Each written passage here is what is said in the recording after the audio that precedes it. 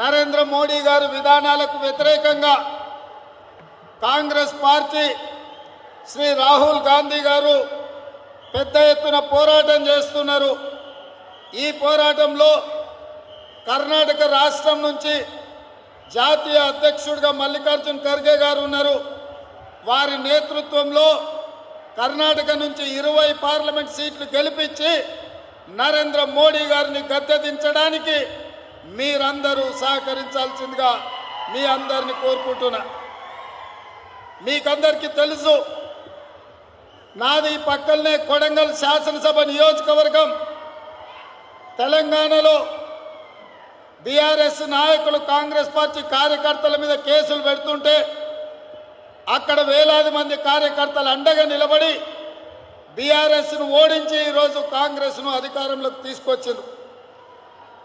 మీకు ఎప్పుడైనా ఏ అవసరం ఉన్నా తెలంగాణ రాష్ట్రంలో కానీ హైదరాబాద్లో కానీ మీకు అండగా నిలబడడానికి తెలంగాణలో కాంగ్రెస్ ప్రభుత్వం సిద్ధంగా ఉన్నది। అందుకే ఈరోజు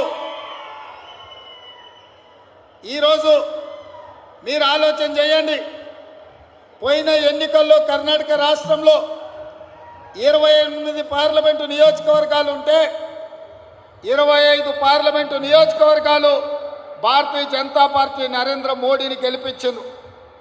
కానీ కర్ణాటక రాష్ట్రానికి ఇచ్చిన కేంద్ర మంత్రి పదవి, క్యాబినెట్ ర్యాంక్ మంత్రి పదవి ఇచ్చింది ఒకే ఒక్కటి। కానీ అదే గుజరాత్కు 26 మంది ఎంపీలు ఉంటే 7 మంత్రి పదవులు ఇచ్చిండ్రు। మీ కర్ణాటకలో కరువు వస్తే మీ బెంగళూరులో తాగడానికి నీళ్ళు ఇవ్వలేదు, ప్రాజెక్టులు కట్టడానికి అనుమతి ఇవ్వలేదు।